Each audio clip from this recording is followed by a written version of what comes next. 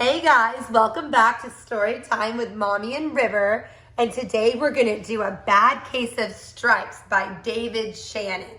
So you guys ready? Because we're about to get started. Here we go, guys. A bad case of stripes by David Shannon. Camilla Cream loved lima beans, but she never ate them. All of her friends hated lima beans, and she wanted to fit in. Camilla was always worried about what other people thought of her. Today, she was fretting even more than usual. It was the first day of school, and she couldn't decide what to wear. There were so many people to impress. She tried on 42 outfits, but none seemed quite right. She put on a pretty red dress and looked in the mirror. Then she screamed. Her mother ran into the room and she screamed too. "Oh my heavens," she cried. "You're completely covered with stripes." This was certainly true. Camilla was striped from head to toe. She looked like a rainbow. Mrs. Cream felt Camilla's forehead. "Do you feel all right?" she asked.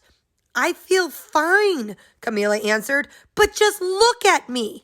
"You get back in bed this instant," her mother ordered. "You're not going to school today." Camilla was relieved. She didn't want to miss the first day of school, but she was afraid of what other kids would say, and she had no idea what to wear with those crazy stripes. That afternoon, Dr. Bumble came to examine Camilla. "Most extraordinary," he exclaimed. "I've never seen anything like it. Are you having any coughing, sneezing, runny nose, aches, pains, chills, hot flashes, dizziness, drowsiness, shortness of breath, or uncontrollable twitching?" "No," Camilla told him. "I feel fine." "Well then," Dr. Bumble said, turning to Mrs. Cream, "I don't see any reason why she shouldn't go to school tomorrow. Here's some ointment that should help clear up those stripes in a few days. If it doesn't, you know where to reach me." And off he went. The next day was a disaster. Everyone at school laughed at Camilla. They called her Camilla Crayon and Night of the Living Lollipop. She tried her best to act as if everything were normal, but when the class said the Pledge of Allegiance, her stripes turned red, white, and blue, and she broke out in stars. The other kids thought this was great. One yelled out, "Let's see some purple polka dots." Sure enough, Camilla turned all purple polka dotty. Someone else shouted, "Checkerboard!" and a pattern of squares covered her skin. Soon, everyone was calling out different shapes and colors, and poor Camilla was changing faster than you can change channels on a TV. That night, Mr. Harms, the school principal, called. "I'm sorry, Mrs. Cream," he said. "I'm going to have to ask you to keep Camilla home from school. She's just too much of a distraction, and I've been getting calls from the other parents. They're afraid those stripes might be contagious." Camilla was so embarrassed. She couldn't believe that 2 days ago everyone liked her. Now, nobody wanted to be in the same room with her.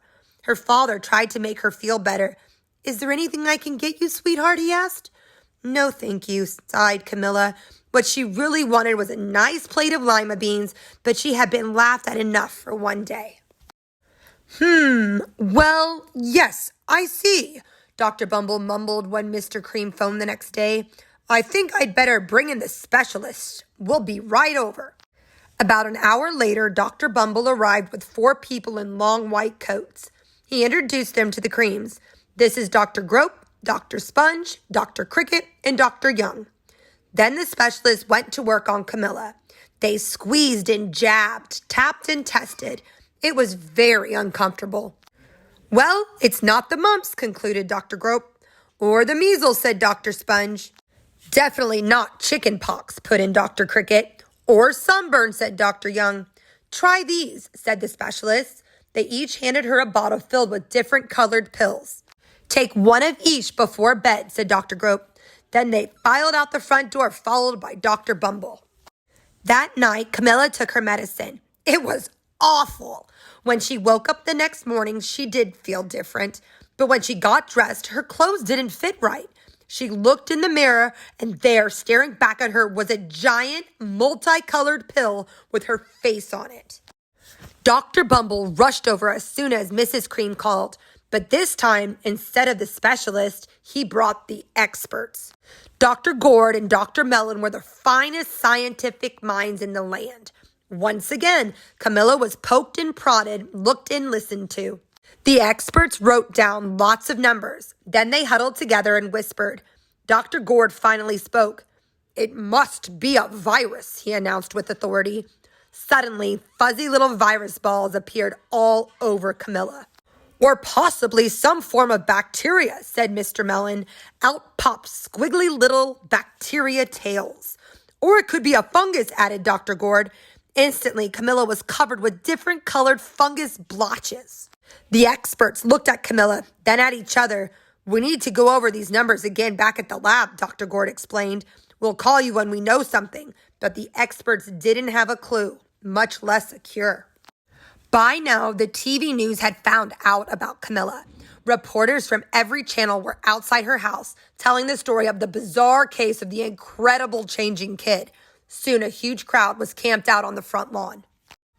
The creams were swamped with all kinds of remedies from psychologists, allergists, herbalists, nutritionists, psychics, an old medicine man, a guru, and even a veterinarian. Each so-called cure only added to poor Camilla's strange appearance until it was hard to even recognize her. She sprouted roots and berries and crystals and feathers and a long furry tail, but nothing worked. One day, a woman who called herself an environmental therapist claimed she could cure Camilla. "Close your eyes," she said.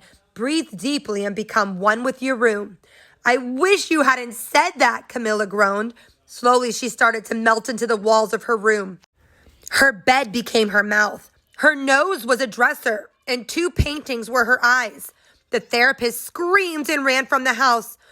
"What are we going to do?" cried Mrs. Cream. "It just keeps getting worse and worse," she began to sob. At that moment, Mr. Cream heard a quiet little knock at the front door. He opened it, and there stood an old woman who was just as plump and sweet as a strawberry. "Excuse me," she said brightly, "but I think I can help." She went into Camilla's room and looked around. "My goodness," she said with a shake of her head. "What we have here is a bad case of stripes, one of the worst I've ever seen." She pulled a container of small green beans from her bag. "Here," she said, "these might do the trick." "Are those magic beans?" asked Mrs. Cream. "Oh, my, no," replied the kind old woman. "There's no such thing. These are just plain old lima beans. I'd bet you'd like some, wouldn't you?" she asked Camilla. Camilla wanted a big, heaping plate full of lima beans more than just about anything, but she was still afraid to admit it.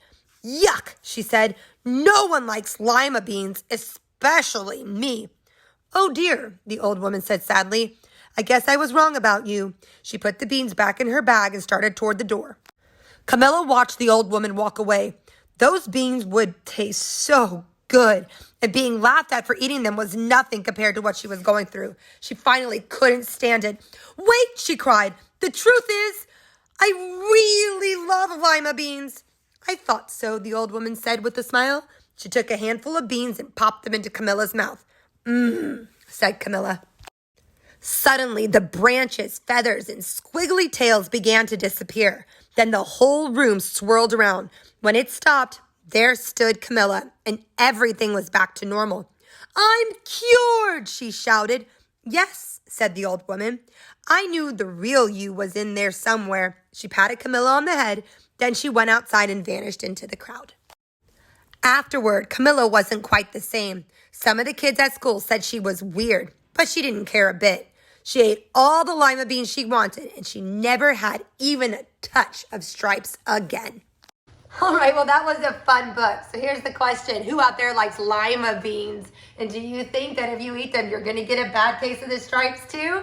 All right, so make sure you like and subscribe and turn on all notifications so you don't miss the next book in our series. And make sure you check out our other shorts and videos from my crazy crew. Till next time.